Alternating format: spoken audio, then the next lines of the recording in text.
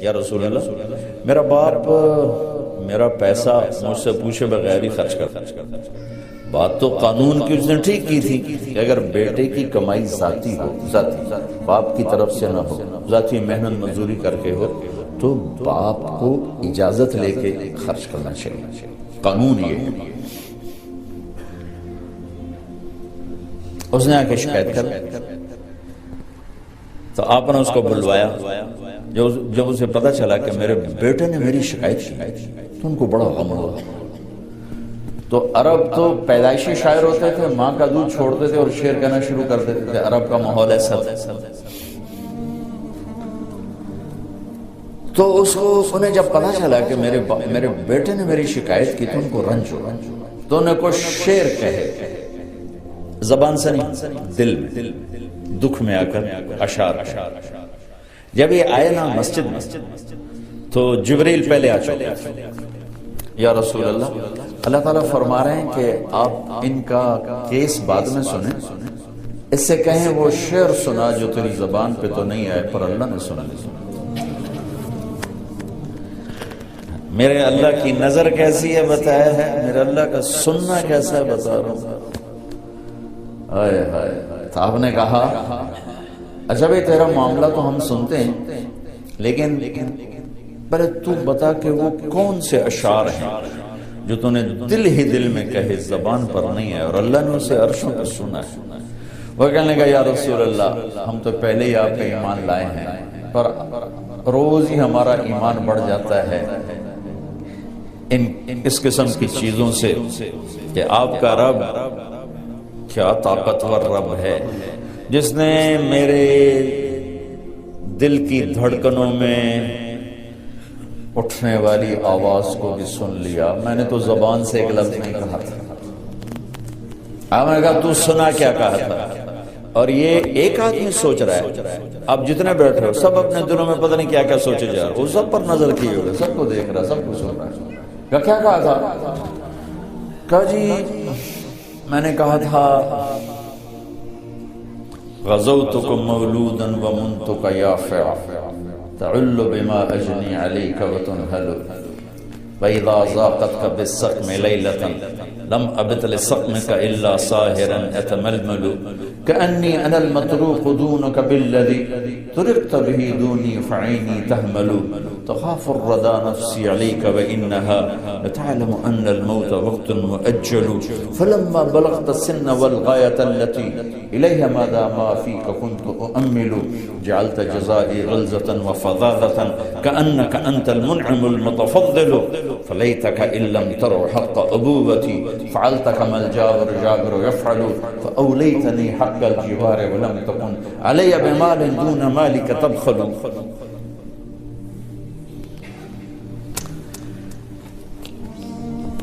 کیا کلام ہے، میں کہاں سے ترجمہ کروں. کہا بیٹا جس دن تو پیدا ہوا تھا نا اسی دن سے ہم نے اپنے لیے جینا چھوڑ دیا. ایک پیو دی فریاد سنو، بچے بھی بیٹھے ہو، پیو بھی بیٹھے ہو، والدین میں ہیں، اولاد بھی ہیں. اولادوں کو پتہ نہیں ہوتا کہ ماں باپ کتنا دکھ اٹھاتے ہیں. بیٹا جس دن تو پیدا ہوا تھا ہم نے اسی دن اپنے لیے جینا چھوڑ دیا. ہم نے تیرے لیے جینا شروع کیا، تجھے راحت پہنچانے کے لیے تکلیفوں سے ٹکر لے کر، تجھے گرم رکھنے کے لیے سرد ہواؤں کے تھپیڑوں سے لڑا، تمہیں ٹھنڈک پہنچانے کے لیے تپتی ریت میں تپتی ہواؤں سے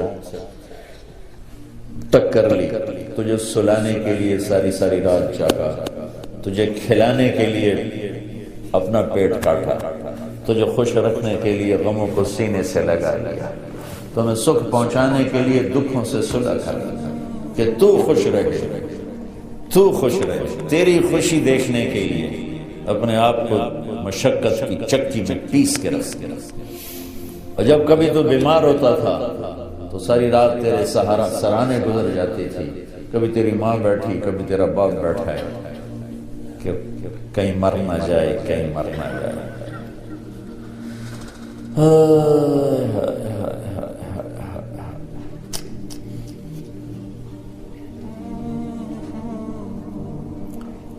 اور حالانکہ موت کا وقت تو مقرر ہے، اپنے وقت پر ہی آنا ہے، لیکن تیری بیماری ہزاروں شک پیدا کر دیتی تھی، اور ہم یوں تیرے سرانے بیٹھ کر کبھی تیرے رب کو پکارتے، کبھی دوا دارو کی طرف بھاگتے، کبھی اللہ کو پکارتے، کبھی ڈاکٹروں کے پاس جاتے کہ ہمارا بچہ بچ جائے، حالانکہ موت نے تو وقت پر ہی آنا ہوتا ہے، لیکن تیری بیماری ہمیں تڑپا دیتی، رلا دیتی، پگھلا دیتی، کھلا دیتی۔ اس طرح دن رات کی چکی چلی، زمانے کی گردش نے میری ہڈیوں کا رس نکالا اور تیری ہڈیوں میں ڈالا، میرے بال سفید ہوتے گئے، تیری جوانی پروان چڑھتی گئی، اور دن رات کی مشقت نے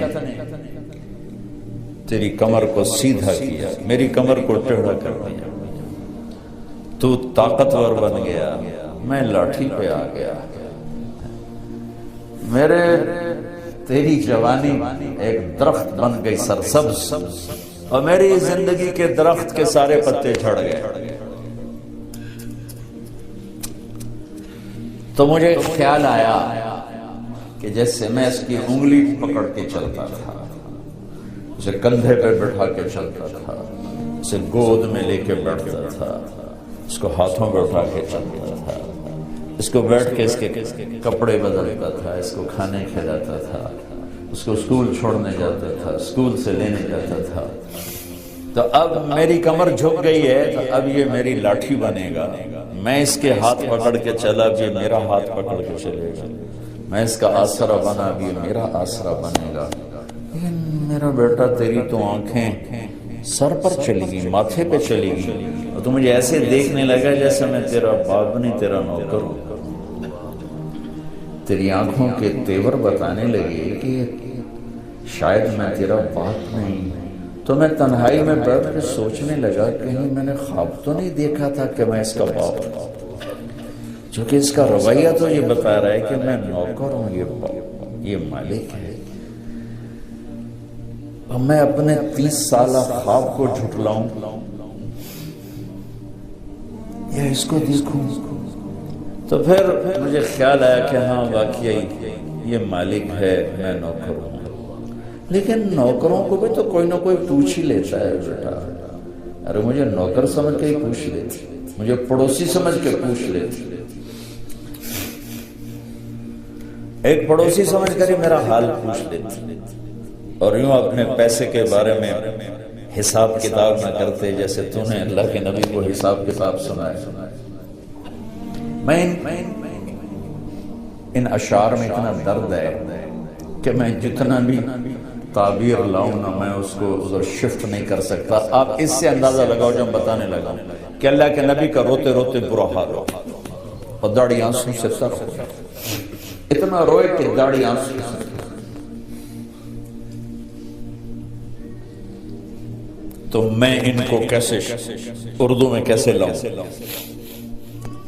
ایک درد بھری فریاد ہے، درد بھری فریاد کا ترجمہ نہیں ہوا کرتا، الفاظ تھوڑے جے دس دیو بھئی اے آدھا دے، درد کو کہاں سے پیش کرو؟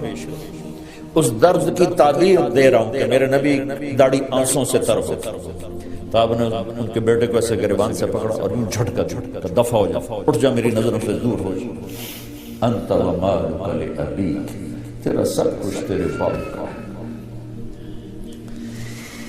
بتانا تو میں یہ چاہ رہا تھا کہ میرا اللہ سننا کتنا طاقتور، کتنا طاقتور دیکھنے والا ہے، پھر ہم اس کو للکارتے ہیں کبیرہ گناہوں کے ساتھ، اور پھر وہ ہمارے اوپر پردے ڈال دیتا ہے، پتہ نہیں لگتا لوگوں کی نظر میں وہ بڑا شریف چودھری صاحب، نواب صاحب، مولانا صاحب، اور اللہ کی نظر میں بدماش ہے، تو اللہ اس کی رات کو دیکھتا ہے کہ کیسے گزرے، اللہ اس کے دل کو دیکھ رہا ہے کیا سوچ رہا ہے، اللہ اس کی نظر کو دیکھ رہا ہے کیوں دیکھ رہے، کدھر دیکھ رہے، کیا دیکھ رہے۔ میں قربان جاؤں، صبح اٹھتے ہیں کسی کو پتہ ہی نہیں لگنے دیتا کہ رات کیسے گزری، دن کیسے، اس لیے میرا اللہ گلہ کرتا ہے، یا ابن آدم اذکرک وتنسا، پھر بندے میں تو تمہیں یاد رکھتا ہوں، تو ہی مجھے بھولتا ہے۔ اولادیں بھولتی ہیں، ماں پہ کتنے بھول دیں، کبھی ماں پہ بھی بھولے، اولاد ہمیشہ اولادیں بھولتی ہیں۔ تو میرا اللہ گلہ کرتا ہے اذکرک وتنسا، میں تو تمہیں کبھی نہیں بھولتا، تم کیوں بھول گئے؟ وَأَسْتَغْفِرُكَ وَلَا تَخْشَىٰ، میں تیرے گناہوں کو کیسے چھپاتا ہوں،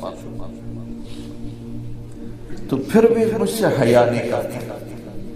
میں چاہوں تو تجھے رسوا کر کے ننگا کر کے کھڑا کرنا، لیکن تیرے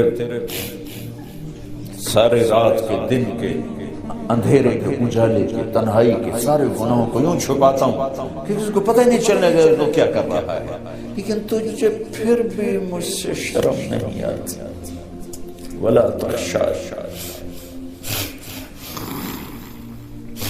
خیری الیک ناظر وشرک الی صاعد، صبح سے شام تک جو کچھ تو کرتا ہے میں دیکھتا ہوں، اس کے باوجود جب رات آتی ہے تو تم ایسے سلاتا ہوں جیسے تو نے میرے کوئی نافرمانی کی۔ سارا دن تو نے شراب بیچی، سارا دن تو نے جوئے میں گزارا، سارا دن تو نے ایک نماز نہیں پڑھی، سارا دن تو نے جھوٹ بولا، سارا دن تو نے یہ کیا وہ کیا، جب رات آئی تو میں نے نیند سے کہا جا میرے بندے کو سلا۔ وَإِنِّي أَكْلَأُهُمْ فِي مَضَاجِعِهِمْ كَأَنَّهُمْ لَمْ يَعْصُونِي، صبح سے شام تک تیرا دن جیسے گزرا، رات کو تو میں تمہیں الٹا لٹکاتا، میں کہتا نہیں میرا بندہ بندی سلا دو، شاید کبھی اسے توبہ کا خیال آ جائے، شاید کبھی اس کی ہماری دوستی لگ ہی جائے۔ دیکھو بڑے لوگوں سے دوستی لگانے کے لیے ایمان بیچنا پڑتا ہے، ضمیر کو مارنا پڑتا ہے، غیرت کے سودے کرنے پڑتے ہیں، کیا حلال حرام کے قصے